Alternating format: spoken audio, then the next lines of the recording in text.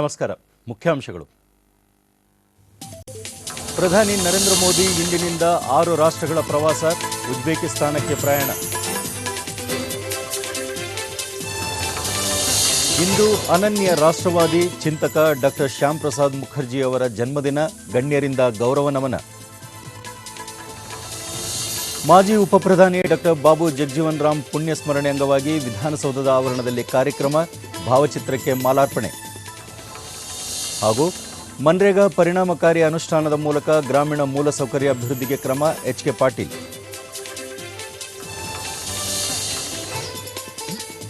ವಾರ್ತೆಗಳ ವಿವರ. ಪ್ರಧಾನಿ ನರೇಂದ್ರ ಮೋದಿ ಇಂದಿನಿಂದ 5 ಮಧ್ಯ ಏಷ್ಯಾ ದೇಶಗಳು ಹಾಗೂ ರಷ್ಯಾಕ್ಕೆ ಪ್ರವಾಸ ಕೈಗೊಂಡಿದ್ದು, ವಿಶೇಷ ವಿಮಾನದ ಮೂಲಕ ಉಜ್ಬೇಕಿಸ್ತಾನಕ್ಕೆ ಪ್ರಯಾಣ ಬೆಳೆಸಿದರು. ಅವರು ಉಜ್ಬೇಕಿಸ್ತಾನ ರಾಜಧಾನಿ ತಾಷ್ಕೆಂಟ್ನಲ್ಲಿ ಅಧ್ಯಕ್ಷ ಕರಿಮೋವ್ ಜೊತೆ ದ್ವಿಪಕ್ಷೀಯ ಮಾತುಕತೆ ನಡೆಸಲಿದ್ದಾರೆ. ಈ ಸಂದರ್ಭದಲ್ಲಿ ಉಭಯ ದೇಶಗಳ ನಡುವೆ ಮಹತ್ವದ ಒಪ್ಪಂದಗಳಿಗೆ ಸಹಿ ಹಾಕಲಾಗುವುದು. ಪ್ರಧಾನಿ ಮೋದಿ ಭಾರತ ತಜ್ಞರು, ಹಿಂದಿ ಕಲಿಯುವವರು ಹಾಗೂ ಭಾರತೀಯ ಸಮುದಾಯವನ್ನು ಭೇಟಿ ಮಾಡಲಿದ್ದಾರೆ. ಉಜ್ಬೇಕಿಸ್ತಾನದಲ್ಲಿ ಭಾರತದ ರಾಯಭಾರಿ ವಿನೋದ್ ಕುಮಾರ್ ಪ್ರಧಾನಿಯವರ ಭೇಟಿಯಿಂದ ವಿವಿಧ ಕ್ಷೇತ್ರಗಳಲ್ಲಿ ದ್ವಿಪಕ್ಷೀಯ ಸಂಬಂಧ ಇನ್ನಷ್ಟು ಬಲಗೊಳ್ಳಲಿದೆ ಎಂದರು.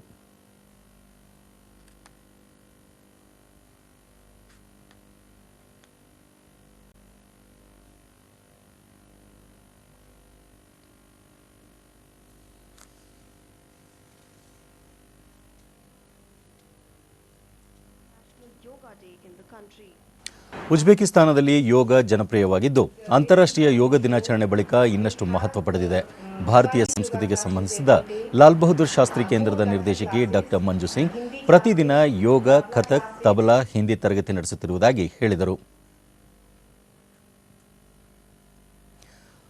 ಪ್ರಧಾನಿ ಮೋದಿ 2ನೇ ಹಂತದಲ್ಲಿ ಕಜಾಕ್ಸ್ತಾನಕ್ಕೆ ಭೇಟಿ ನೀಡಿ ಅಧ್ಯಕ್ಷ ನಜರ್ಬಯೇವ್ ಹಾಗೂ ಪ್ರಧಾನಿ ಕರೀಂ ಮಸೀಮೋವ್ ಅವರೊಂದಿಗೆ ಮಾತುಕತೆ ನಡೆಸಲಿದ್ದಾರೆ.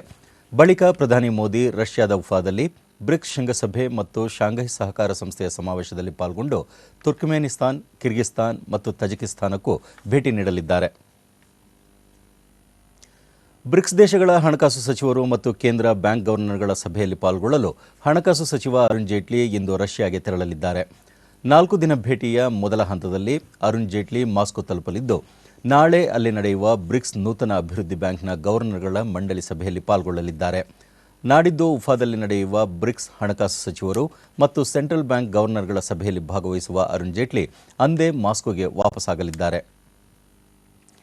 ಇಂದು ಅನನ್ಯ ರಾಷ್ಟ್ರವಾದಿ, ದೇಶಭಕ್ತ, ಶಿಕ್ಷಣವೇತ್ತ, ಚಿಂತಕ, ಕರ್ಮಯೋಗಿ ಹಾಗೂ ಜನಸಂಘದ ಸಂಸ್ಥಾಪಕ ಡಾಕ್ಟರ್ ಶ್ಯಾಮ್ ಪ್ರಸಾದ್ ಮುಖರ್ಜಿ ಅವರ ಜನ್ಮದಿನ. 1901ರ ಜುಲೈ 6ರಂದು ಕೋಲ್ಕತ್ತಾದ ಪ್ರತಿಷ್ಠಿತ ಬೆಂಗಾಲಿ ಕುಟುಂಬದಲ್ಲಿ ಶ್ಯಾಮ್ ಪ್ರಸಾದ್ ಮುಖರ್ಜಿ ಜನಿಸಿದರು. 35ನೇ ವಯಸ್ಸಿನಲ್ಲೇ ಅವರು ಕೋಲ್ಕತ್ತಾ ವಿಶ್ವವಿದ್ಯಾನಿಲಯದ ಕುಲಪತಿಯಾದರು. ನಂತರ ದೇಶಭಕ್ತಿಯ ಪ್ರೇರಣೆಯಿಂದ ಕೆಲ ಆದರ್ಶ ಹಾಗೂ ಸಿದ್ಧಾಂತಗಳ ಸಹಿತ ಸಕ್ರಿಯ ರಾಜಕಾರಣ ಪ್ರವೇಶಿಸಿದರು. ತಮ್ಮ ಪ್ರಭಾವಿ ವಿಚಾರಧಾರೆ ಹಾಗೂ ತಮ್ಮ ಜ್ವಲಂತ ಘೋಷಣೆಗಳ ಮೂಲಕ ಜನತೆಯಲ್ಲಿ ಹೊಸ ಹುರುಪು, ಸಂಚಲನ ಮೂಡಿಸಿದ್ದರು. ಅವರ ಖ್ಯಾತಿ, ಜನಪ್ರಿಯತೆ ಕ್ರಮೇಣ ಹೆಚ್ಚಾಗುತ್ತಿದ್ದಂತೆ ಕೃಷಿಕ ಪ್ರಜಾಪಾರ್ಟಿಯೊಂದಿಗೆ ಸೇರಿಕೊಂಡು ಪ್ರಗತಿಶೀಲ ಮೈತ್ರಿ ಸಂಘಟನೆ ಸ್ಥಾಪಿಸಿದರು. ನಂತರ ಅವರು ಸರ್ಕಾರದಲ್ಲಿ ಹಣಕಾಸು ಸಚಿವರಾದರು. ಅದೇ ವೇಳೆ ವೀರ್ ಸಾವರ್ಕರ್ ಅವರ ಪ್ರಖರ ರಾಷ್ಟ್ರವಾದದಿಂದ ಆಕರ್ಷಿತರಾಗಿ ಹಿಂದೂ ಮಹಾಸಭಾ ಸೇರಿದರು. 1922ರಲ್ಲಿ ಬ್ರಿಟಿಷ್ ಸರ್ಕಾರ ವಿಭಿನ್ನ ರಾಜಕೀಯ ಪಕ್ಷಗಳ ಸಣ್ಣ ಪುಟ್ಟ ನೇತಾರರನ್ನು ಜೈಲಿಗೆ ದೂಡಿದಾಗ ಡಾಕ್ಟರ್ ಮುಖರ್ಜಿ ಬಂಗಾಳದ ಹಕ್ಕಿನ ಪರ ಸಚಿವ ಸಂಪುಟಕ್ಕೆ ರಾಜೀನಾಮೆ ಸಲ್ಲಿಸಿ ಭಾರತಕ್ಕೆ ಹೊಸ ದಿಕ್ಕು ತೋರಿಸಿಕೊಟ್ಟರು. ಸಾಂಸ್ಕೃತಿಕ ದೃಷ್ಟಿಯಲ್ಲಿ ದೇಶವಾಸಿಗಳೆಲ್ಲ ಒಂದೇ ಎಂಬ ಮಾತಿನ ಕಟ್ಟ ಸಮರ್ಥಕರಾಗಿದ್ದರು. ಹಾಗಾಗಿ ಧರ್ಮದ ಆಧಾರದ ಮೇಲೆ ದೇಶ ವಿಭಜನೆಯ ಕಟ್ಟ ವಿರೋಧಿಗಳಾಗಿದ್ದರು. ಅವರು ತಮ್ಮ ದೃಢ ಸಂಕಲ್ಪ ಶಕ್ತಿಯೊಂದಿಗೆ ವಿಭಜನೆಯ ಪೂರ್ವಸ್ಥಿತಿಯನ್ನು ಧೈರ್ಯದಿಂದ ಎದುರಿಸಿದರು. ಗಾಂಧೀಜಿ ಹಾಗೂ ಸರ್ದಾರ್ ವಲ್ಲಭಭಾಯ್ ಪಟೇಲ್ ಅವರ ಕೋರಿಕೆಯಂತೆ ಡಾಕ್ಟರ್ ಮುಖರ್ಜಿ ಭಾರತದ ಮೊದಲ ಸಚಿವ ಸಂಪುಟಕ್ಕೆ ಸೇರಿದರು. 1951ರ ಅಕ್ಟೋಬರ್ನಲ್ಲಿ ಅವರು ಭಾರತೀಯ ಜನಸಂಘ ಸ್ಥಾಪಿಸಿ ಅದರ ಪ್ರಥಮ ಅಧ್ಯಕ್ಷರಾಗಿ ಸೇವೆ ಸಲ್ಲಿಸಿದರು. ಈಗ ಕೇಂದ್ರದಲ್ಲಿ ಅಧಿಕಾರದಲ್ಲಿರುವ ಭಾರತೀಯ ಜನತಾ ಪಾರ್ಟಿಯ ಪೂರ್ವ ರಾಜಕೀಯ ಸಂಘಟನೆ ಜನಸಂಘವೇ ಆಗಿತ್ತು. 1953ರ ಜೂನ್ 23ರಂದು ಡಾಕ್ಟರ್ ಶ್ಯಾಮ್ ಪ್ರಸಾದ್ ಮುಖರ್ಜಿ ನಿಧನರಾದರು. ಡಾಕ್ಟರ್ ಶ್ಯಾಮ್ ಪ್ರಸಾದ್ ಮುಖರ್ಜಿ ಅವರ ಜನ್ಮದಿನದ ಸಂದರ್ಭದಲ್ಲಿ ಪ್ರಧಾನಿ ನರೇಂದ್ರ ಮೋದಿ ಗೌರವ ನಮನ ಸಲ್ಲಿಸಿದ್ದಾರೆ. ಡಾಕ್ಟರ್ ಮುಖರ್ಜಿ ದೇಶಕ್ಕೆ ಅಮೂಲ್ಯ ಕೊಡುಗೆ ನೀಡಿದ ಮಹಾನ್ ನಾಯಕ. ಅವರು ಯುವಜನರಲ್ಲಿ ಶಿಕ್ಷಣಕ್ಕೆ ಒತ್ತು ನೀಡಿದ್ದರು. ಅವರ ಚಿಂತನೆಗಳು ವ್ಯಾಪಕ ಮನ್ನಣೆ ಪಡೆದಿದ್ದವು ಎಂದು ಪ್ರಧಾನಿ ತಮ್ಮ ಸಂದೇಶದಲ್ಲಿ ಹೇಳಿದ್ದಾರೆ. ದೆಹಲಿಯಲ್ಲಿಂದು ಡಾಕ್ಟರ್ ಶ್ಯಾಮ್ ಪ್ರಸಾದ್ ಮುಖರ್ಜಿ ಅವರ ಜನ್ಮದಿನದ ಅಂಗವಾಗಿ ನಾನಾ ಕಾರ್ಯಕ್ರಮಗಳು ಜರುಗಿದವು. ಶಹಿ ಪಾರ್ಕ್ನಲ್ಲಿರುವ ಮುಖರ್ಜಿಯವರ ಪ್ರತಿಮೆಗೆ ದೆಹಲಿ ಬಿಜೆಪಿ ಅಧ್ಯಕ್ಷ ಸತೀಶ್ ಉಪಾಧ್ಯಾಯ, ಬಿಜೆಪಿ ಮುಖಂಡ ರಾಮ್ ಮಾಧವ್ ಗೌರವ ನಮನ ಸಲ್ಲಿಸಿದರು. ನಂತರ ಶ್ಯಾಮ್ ಪ್ರಸಾದ್ ಮುಖರ್ಜಿಯವರ ದೇಶಭಕ್ತಿ ಅನುಸರಣೀಯ ಎಂದರು. विचारधारा के वो शीर्षस्थ नेता रहे हैं और अपने राजनीतिक जीवन में एक अच्छे पार्लियामेंटेरियन, एक अच्छे मानवतावादी और एक अच्छे शिक्षाविद. जम्मू कश्मीर एक अच्छा विकसित राज्य हो, वहाँ के हर नागरिक को इस देश के अन्य भागों के नागरिक के जैसे पूर्ण अधिकार और पूर्ण रूप से उनका विकास और उनकी भलाई हो, इसी के लिए श्याम प्रसाद जी अपना बलिदान तक वहाँ पर जाकर दिए थे.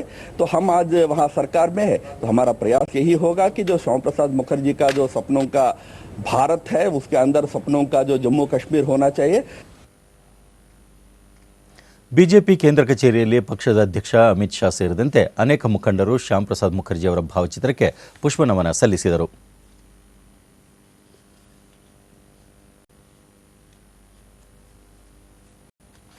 ಹಸಿರು ಕ್ರಾಂತಿಯ ಹರಿಕಾರ ಮಾಜಿ ಉಪಪ್ರಧಾನಿ ಡಾಕ್ಟರ್ ಬಾಬು ಜಗಜೀವನ್ ರಾಮ್ ಅವರ 29ನೇ ಪುಣ್ಯಸ್ಮರಣೆ ಅಂಗವಾಗಿ ವಿಧಾನಸೌಧದ ಆವರಣದಲ್ಲಿರುವ ಅವರ ಪ್ರತಿಮೆ ಬಳಿ ಇರುವ ಭಾವಚಿತ್ರಕ್ಕೆ ಮುಖ್ಯಮಂತ್ರಿ ಸಿದ್ದರಾಮಯ್ಯ, ಸಚಿವರಾದ ಎಚ್ ಆಂಜನೇಯ, ಎಚ್ಎಸ್ ಮಹದೇವ್ ಪ್ರಸಾದ್ ಮತ್ತಿತರರು ಮಾಲಾರ್ಪಣೆ ಮಾಡಿ ಗೌರವ ನಮನ ಸಲ್ಲಿಸಿದರು.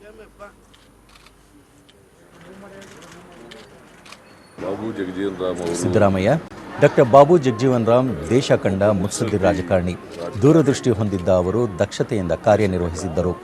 ದೇಶ ಹಸಿರು ಕ್ರಾಂತಿಯ ಮೂಲಕ ಆಹಾರ ಸ್ವಾವಲಂಬನೆ ಸಾಧಿಸುವಲ್ಲಿ ಅವರ ಪಾತ್ರ ಮಹತ್ವದ್ದು ಎಂದರು.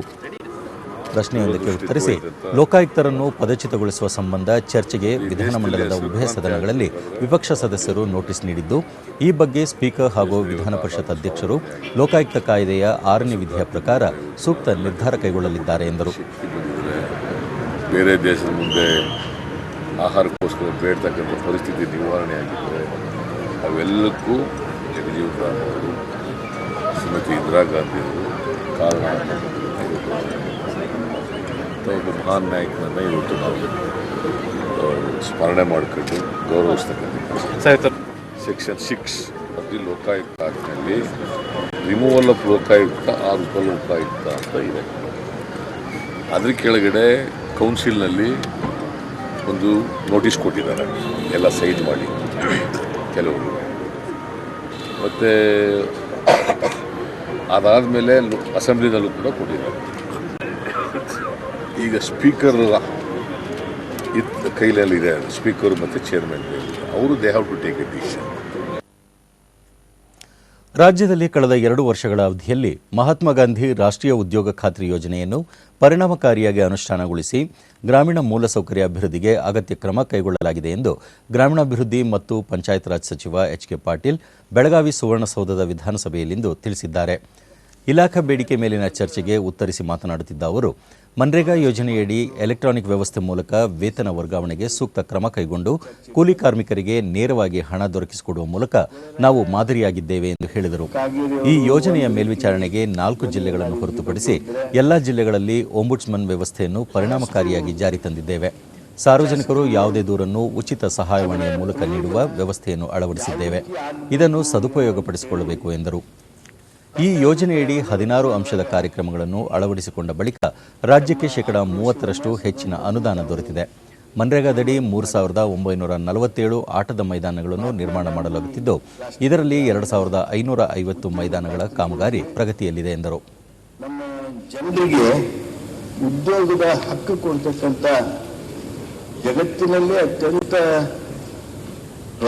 ಪರಿಣಾಮ ಬೀರ್ತಕ್ಕಂಥ ಒಂದು ಕಾನೂನನ್ನು ಕೇಂದ್ರ ಸರ್ಕಾರ ತಂದು ಅದಕ್ಕಾಗಿ ಸಾಕಷ್ಟು ಪ್ರಮಾಣದಲ್ಲಿ ಹಣವನ್ನು ನಮ್ಮ ರಾಜ್ಯ ಸರ್ಕಾರಗಳಿಗೆ ನೀಡಿರ್ತಕ್ಕಂಥದ್ದು.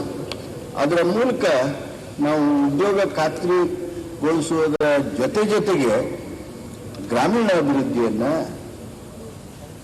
ರಾಷ್ಟ್ರದಲ್ಲಿ ಆಸ್ತಿ ನಿರ್ಮಾಣವನ್ನು ಮಾಡುವಂಥ ಪ್ರಯತ್ನ ನಮ್ಮ ಸರ್ಕಾರ ಮಾಡಿದೆ. ಕದನ ವಿರಾಮ ಉಲ್ಲಂಘನೆ ಮುಂದುವರಿಸುತ್ತಿರುವ ಪಾಕಿಸ್ತಾನ ಪಡೆಗಳು ಜಮ್ಮು ಜಿಲ್ಲೆಯ ಭಾರತ-ಪಾಕಿಸ್ತಾನ ಗಡಿಯಲ್ಲಿ ನಿನ್ನೆ ಇಡೀ ರಾತ್ರಿ 6 ಗಡಿ ಉಕ್ಕಡಗಳನ್ನು ಗುರಿಯಾಗಿಸಿಕೊಂಡು ಮೋರ್ಟರ್ಗಳನ್ನು ಸಿಡಿಸಿ ಗುಂಡಿನ ದಾಳಿ ನಡೆಸಿವೆ. ಪಾಕ್ ಪಡೆಗಳ ದಾಳಿಗೆ ಪ್ರತಿಯಾಗಿ ಗಡಿ ಭದ್ರತಾ ಪಡೆಗಳು ಸೂಕ್ತವಾಗಿ ಉತ್ತರಿಸಿವೆ ಎಂದು ಸೇನಾ ಮೂಲಗಳು ತಿಳಿಸಿವೆ. ಪಾಕಿಸ್ತಾನ ಪಡೆಗಳು ಸಣ್ಣ ಪ್ರಮಾಣದ ಶಸ್ತ್ರಾಸ್ತ್ರ ಬಳಸಿದ್ದು 82 ಮಿಲಿಮೀಟರ್ ಮೋಟರ್ ಶೆಲ್ಗಳನ್ನು ಸಿಡಿಸಿವೆ. ಇದರಿಂದ ಗಡಿಯಂಚಿನ ಗ್ರಾಮಸ್ಥರು ಆತಂಕಕ್ಕೆ ಒಳಗಾದರು. ಸಾವು ನೋವಿನ ಬಗ್ಗೆ ಯಾವುದೇ ವರದಿಯಾಗಿಲ್ಲ. ಕಳೆದ 12 ತಾಸಿನಲ್ಲಿ ಇದು ಪಾಕಿಸ್ತಾನದಿಂದ ನಡೆದ 3ನೇ ಕದನ ವಿರಾಮ ಉಲ್ಲಂಘನೆಯಾಗಿದೆ.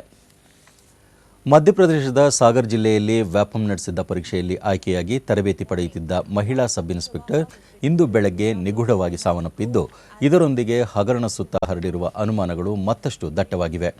ಸಾಗರ್ ಜಿಲ್ಲೆಯ ಪೊಲೀಸ್ ತರಬೇತಿ ಅಕಾಡೆಮಿ ವಸತಿ ಗೃಹದಲ್ಲಿದ್ದ ಅನಾಮಿಕಾ ಕುಶ್ವಾಹ ಪಕ್ಕದಲ್ಲೇ ಇದ್ದ ನೀರಿನ ಹೊಂಡಕ್ಕೆ ಬಿದ್ದು ಸಾವನ್ನಪ್ಪಿದ್ದಾರೆ. ಪೊಲೀಸರು ಘಟನೆಯನ್ನು ಆತ್ಮಹತ್ಯೆ ಎಂದು ಶಂಕಿಸಿದ್ದಾರೆ. ವ್ಯಾಪಂ ಹಗರಣಕ್ಕೆ ಸಂಬಂಧಿಸಿದಂತೆ ಕಳೆದ 3 ದಿನಗಳಲ್ಲಿ ಇದು 3ನೇ ನಿಗೂಢ ಸಾವು ಘಟನೆಯಾಗಿದೆ. ಈ ಮಧ್ಯೆ ವ್ಯಾಪಂ ಹಗರಣದಲ್ಲಿ ಪಾತ್ರವಿದೆ ಎನ್ನಲಾದ ಮಧ್ಯಪ್ರದೇಶ ರಾಜ್ಯಪಾಲರನ್ನು ವಜಾಗೊಳಿಸುವಂತೆ ಕೋರಿ ಸಲ್ಲಿಸಲಾಗಿರುವ ಅರ್ಜಿಯನ್ನು ವಿಚಾರಣೆಗೆ ಕೈಗೆತ್ತಿಕೊಳ್ಳಲು ಸುಪ್ರೀಂ ಕೋರ್ಟ್ ಸಮ್ಮತಿಸಿದೆ. ಉತ್ತರ ಕನ್ನಡ ಜಿಲ್ಲೆ ಅಂಕೋಲಾದಲ್ಲಿ ನಿನ್ನೆ ನಡೆದ ಸಮಾರಂಭದಲ್ಲಿ ಹಿರಿಯ ಸಾಹಿತಿ ವಿಷ್ಣು ನಾಯ್ಕ ಅವರ ಅಂಬಾರ ಜೀವನ ವೃತ್ತಾಂತ ಕೃತಿಯನ್ನು ಹಿರಿಯ ವಿಮರ್ಶಕ ಪ್ರೊಫೆಸರ್ GH ನಾಯ್ಕ ಬಿಡುಗಡೆ ಮಾಡಿದರು. ನಂತರ ವಿಮರ್ಶಕ ಸಹೃದಯಿಯಾಗಿ ವಿಮರ್ಶೆ ಮಾಡಬಹುದು, ಅನಿಸಿದ್ದನ್ನು ಹೇಳಲು ಹಿಂಜರಿಯಬೇಕಿಲ್ಲ ಎಂದರು. ವಿಮರ್ಶಕ ಸಹೃದಯ ಆಗಿದ್ದು ಮಾತ್ರ ಒಳ್ಳೆಯ ವಿಮರ್ಶಕರಾಗಿ ಸಹೃದಯ ಆಗೋಕ್ಕಾಗಲ್ಲ.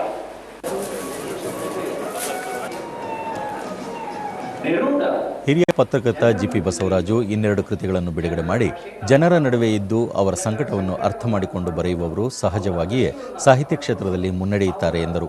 ಸಮಸ್ಯೆಗಳೇ ಬಹಳ ಮುಖ್ಯವಾದ ಸಮಸ್ಯೆ. ಯಾರು ಜನರ ಮಧ್ಯದಲ್ಲಿ ಇರ್ತಾರೆ ಅಂಥವರು ಬಹಳ ದೊಡ್ಡ ಕವಿಗಳು ಸಹಜವಾಗಿ ಆಗ್ಬಿಡ್ತಾರೆ. ಅಲ್ಲಿ ರೂಪಕ, ಪ್ರತಿಮೆ, ಸಿಂಬಲ್ಸು ಇವೆಲ್ಲವೂ ಬೇಕಾಗಿಲ್ಲ. ಅದರ ವಿಮರ್ಶೆ ಮಾಡುವಾಗ ಹಿರಿಯ ನ್ಯಾಯವಾದಿ, ಸಾಮಾಜಿಕ ಕಾರ್ಯಕರ್ತ SP ಕಾಮತ್ ವಿಮರ್ಶೆಯ ಸ್ವರೂಪದ ಬಗ್ಗೆ ಅಭಿಪ್ರಾಯ ವ್ಯಕ್ತಪಡಿಸಿದರು. ನಾನು ಯಾವ ರೀತಿ ತಿಳ್ಕೊಂಡಿದ್ದೇನೆ ಅದನ್ನು ನಾನು ನಿಷ್ಠುರವಾಗಿ ಇದ್ದಂತ ಹಾಗೆ ನಿರೂಪಿಸಲಿಕ್ಕೆ ಪ್ರಯತ್ನ ಮಾಡ್ತೇನೆ. ಕೇಂದ್ರ ಸಾಹಿತ್ಯ ಅಕಾಡೆಮಿ ಬೆಂಗಳೂರಿನಲ್ಲಿ ನಿನ್ನೆ ಆಯೋಜಿಸಿದ್ದ ಸಮಾರಂಭದಲ್ಲಿ ಹಿರಿಯ ಕಾದಂಬರಿಕಾರ ಡಾಕ್ಟರ್ SL ಭೈರಪ್ಪ ಅವರಿಗೆ ಅಕಾಡೆಮಿಯ ಅಧ್ಯಕ್ಷ ವಿಶ್ವನಾಥ್ ಪ್ರಸಾದ್ ತಿವಾರಿ ಫೆಲೋಶಿಪ್ ಪ್ರದಾನ ಮಾಡಿದರು. ಪ್ರಶಸ್ತಿ ಸ್ವೀಕರಿಸಿ ಮಾತನಾಡಿದ ಭೈರಪ್ಪ, ಸಾಹಿತ್ಯ ಭಾಷೆಯ ಒಂದು ಕಲೆ, ಮಾತೃಭಾಷೆಯಲ್ಲಿ ಬರೆಯುವುದು ಉತ್ತಮ ಎಂದು ಅಭಿಪ್ರಾಯಪಟ್ಟರು. ಮಾತೃಭಾಷೆ ಕನ್ನಡವಾದರೂ ನಾವೆಲ್ಲ ಮಕ್ಕಳಿಗೆ ಇಂಗ್ಲಿಷ್ ಓದಲು ಒತ್ತಾಯಿಸುತ್ತಿರುವುದು ಇಂದಿನ ವ್ಯಾಮೋಹವಾಗಿದೆ ಎಂದು ಅವರು ವಿಷಾದಿಸಿದರು. On philosophy in English, because literature is the language of art and you cannot express the feelings of art in a language which is not your mother tongue. However much you are trained in that language, unfortunately all of us are forced to read more of English books than of books written in our own mother tongue. ಕೇಂದ್ರ ವಾರ್ತಾ ಶಾಖೆ, ವಿವಿಧ ಮಾಧ್ಯಮ ಘಟಕಗಳು ಹಾಗೂ ಇಲಾಖೆಗಳ ಸಹಯೋಗದೊಂದಿಗೆ ಧಾರವಾಡದಲ್ಲಿ ಹಮ್ಮಿಕೊಂಡಿದ್ದ ಸಾರ್ವಜನಿಕ ಮಾಹಿತಿ ಆಂದೋಲನದ 3ನೇ ಮತ್ತು ಕೊನೆಯ ದಿನವಾದ ನಿನ್ನೆ ಜನರು ಹೆಚ್ಚಿನ ಸಂಖ್ಯೆಯಲ್ಲಿ ಛಾಯಾಚಿತ್ರ ಪ್ರದರ್ಶನ ವೀಕ್ಷಿಸಿದರು. ಆರೋಗ್ಯ ಸಹಾಯವಾಣಿ ಕುರಿತು ಮಾಹಿತಿ ನೀಡಿದ ಬೇಗಂ ಇದರಡಿ ಲಭ್ಯವಿರುವ ಸೇವೆಗಳ ಬಗ್ಗೆ ವಿವರಿಸಿದರು. ಪ್ರತಿಯೊಬ್ಬ ಬಡ ಕುಟುಂಬದವರಿಗೂ ಸಹಾಯ ಆಗ್ತಾ ಇದೆ. ಇದರಿಂದ ಹಳ್ಳಿಗಾಡಲ್ಲಿ, ಗುಡ್ಡಗಾಡಲ್ಲಿ ಪ್ರದೇಶದಲ್ಲಿ ವಾಸವಾಗುವಂತಹ ಜನಗಳಿಗೆ ಉಪಯೋಗವಾಗುತ್ತೆ. ಕರ್ನಾಟಕ ವಿಕಾಸ ಗ್ರಾಮೀಣ ಬ್ಯಾಂಕಿನ KM ಕುಲಕರ್ಣಿ, ಕೇಂದ್ರ ಸರ್ಕಾರದ ಸಾಮಾಜಿಕ ಭದ್ರತಾ ಯೋಜನೆಗಳ ಜಾರಿಗೆ ಒತ್ತು ನೀಡಲಾಗಿದೆ ಎಂದರು. 5,000 ರೂಪಾಯಿಂದ 1.5 ಲಕ್ಷದವರೆಗೂ ಸಹ ಇದರ ಸಾಲ ಸೌಲಭ್ಯವನ್ನು ಪಡೆದುಕೊಳ್ಬೋದು. ಈ ಸಾಲ ಸೌಲಭ್ಯ ಪಡೆದುಕೊಳ್ಳುವುದರ ಜೊತೆಗೆ ಅವನಿಗೆ ಇನ್ನೊಂದು ವಿಶೇಷ ಏನು ಅಂತ ಹೇಳಿದರೆ 50,000 ರೂಪಾಯಿವರೆಗೆ ಅವನಿಗೆ ವೈದ್ಯಕೀಯ ಸೌಲಭ್ಯವನ್ನು ಸಹ ಅದು ದೊರೆಯಲಿದೆ. ಮುಂಬೈ ಷೇರು ಮಾರುಕಟ್ಟೆಯಲ್ಲಿಂದು ಆರಂಭಿಕ ವಹಿವಾಟಿನಲ್ಲಿ ಷೇರು ಸಂವೇದಿ ಸೂಚ್ಯಂಕ 28,000ದಿಂದ ಕೆಳಗೆ ಇಳಿದಿದ್ದು 315 ಅಂಕಗಳ ಕುಸಿತದೊಂದಿಗೆ 27,778ರಲ್ಲಿತ್ತು. ನಿಫ್ಟಿ ಸಹ 99 ಅಂಕಗಳ ಕುಸಿತದೊಂದಿಗೆ 8,386ರಲ್ಲಿತ್ತು. ಈ ಮಧ್ಯೆ ಡಾಲರ್ ಎದುರು ರೂಪಾಯಿ ಮೌಲ್ಯ 18 ಪೈಸೆ ಇಳಿಕೆಯಾಗಿ 63.62ರಲ್ಲಿತ್ತು. ಇತ್ತೀಚಿನ ವರದಿ ಬಂದಾಗ ಸೆನ್ಸೆಕ್ಸ್ 126 ಅಂಕಗಳ ಇಳಿಕೆ ನಂತರ 27,966ರಲ್ಲಿ ಹಾಗೂ ನಿಫ್ಟಿ ಸೂಚ್ಯಂಕ 32 ಅಂಕಗಳ ಇಳಿಕೆ ನಂತರ 8,453ರಲ್ಲಿತ್ತು.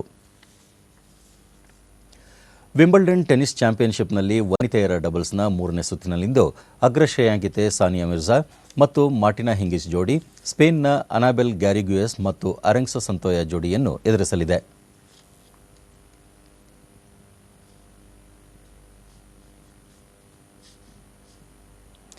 ಪುರುಷರ ಡಬಲ್ಸ್ನಲ್ಲಿ ಲಿಯಾಂಡರ್ ಪೇಸ್ ಮತ್ತು ಕೆನಡಾದ ಡೇನಿಯಲ್ ನೆಸ್ಟರ್ ಜೋಡಿ ಆಸ್ಟ್ರಿಯಾದ ಅಲೆಕ್ಸಾಂಡರ್ ಪೇಯಾ ಮತ್ತು ಬ್ರೆಜಿಲ್ನ ಬ್ರುನೋ ಸೋರೆಸ್ ಜೋಡಿಯನ್ನು ಎದುರಿಸಲಿದೆ.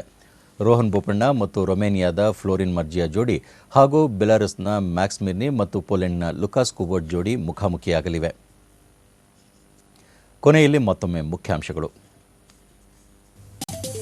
ಪ್ರಧಾನಿ ನರೇಂದ್ರ ಮೋದಿ ಇಂದಿನಿಂದ 6 ರಾಷ್ಟ್ರಗಳ ಪ್ರವಾಸ, ಉಜ್ಬೇಕಿಸ್ತಾನಕ್ಕೆ ಪ್ರಯಾಣ.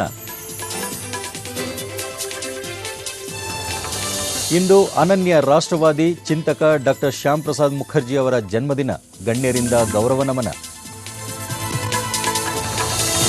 ಮಾಜಿ ಉಪಪ್ರಧಾನಿ ಡಾಕ್ಟರ್ ಬಾಬು ಜಗಜೀವನ್ ರಾಮ್ ಪುಣ್ಯಸ್ಮರಣೆ ಅಂಗವಾಗಿ ವಿಧಾನಸೌಧದ ಆವರಣದಲ್ಲಿ ಕಾರ್ಯಕ್ರಮ, ಭಾವಚಿತ್ರಕ್ಕೆ ಮಾಲಾರ್ಪಣೆ. ಹಾಗೂ ಮನ್ರೇಗಾ ಪರಿಣಾಮಕಾರಿ ಅನುಷ್ಠಾನದ ಮೂಲಕ ಗ್ರಾಮೀಣ ಮೂಲಸೌಕರ್ಯಾಭಿವೃದ್ಧಿಗೆ ಕ್ರಮ, ಎಚ್.ಕೆ. ಪಾಟೀಲ್.